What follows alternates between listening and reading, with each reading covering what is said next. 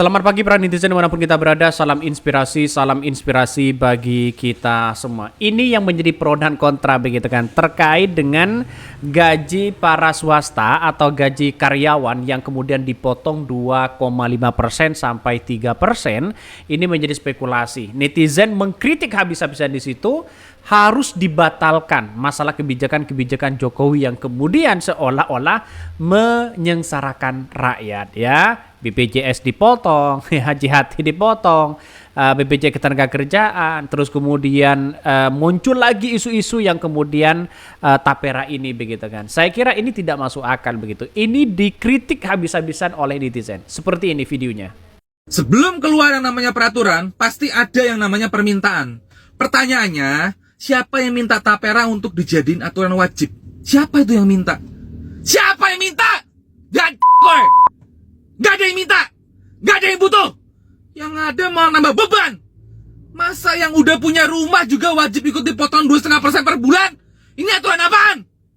Dalam 1 bulan gaji, ada potongan wajib 5,7% untuk JHT, ada potongan wajib 5% untuk BPJS, ada potongan wajib 3% untuk JP, ada potongan wajib 5% untuk pajak penghasilan. Terus sekarang dipaksa lagi wajib dipotong 2,5% untuk tapera.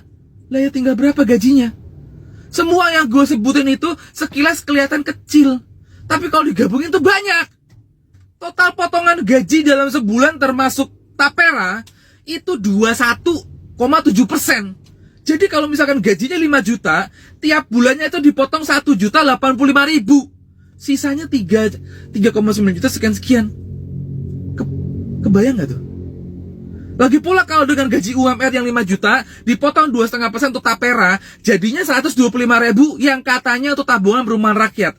125.000 kali 12 bulan sama dengan 1,5 juta. 1,5 juta dikali 30 tahun, 45 juta. Ada nggak rumah harga 45 juta? Pikir pakai otak. Astaga. Udah dijelasin kayak gitu masih aja ada bucin kodok yang bilang ntar disubsidi sama pemerintah. Emang menurut lo pemerintah mau ngasih subsidi berapa?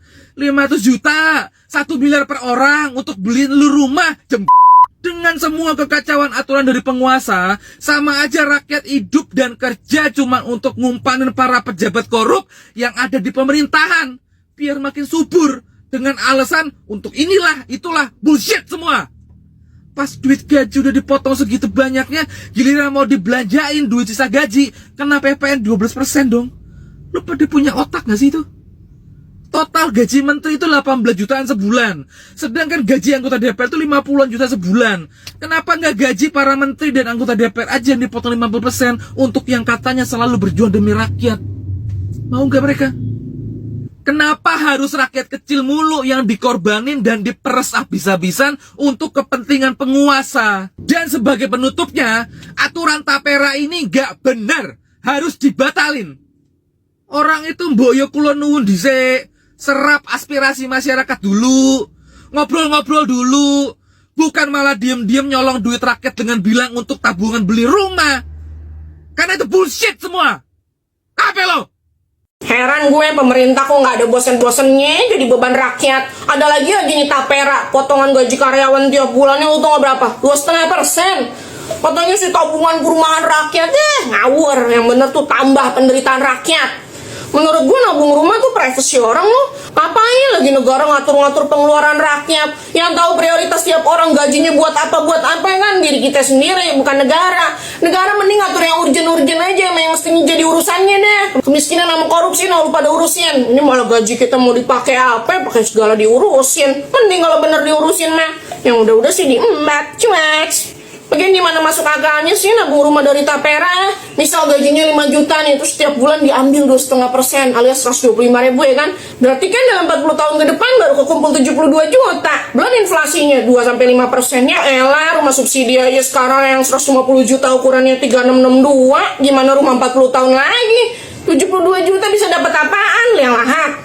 Ya bisa sih dapat kamar sepetak, cuma gitu. Dapurnya nebeng tetangga, terus kencing sama beraknya di kali atau di musola. Ini bukan modus baru pemerintah kan ya, buat dapat dana segar buat diputar sama bayar utang kan? Kalau iya enak juga ya. Dari PNS doang aja anggarannya 400 T setahun. Berarti 3%-nya berapa tuh dari TPRA? 12 T. Belum dari yang swasta. Sungguh nih, ya kan, Matt?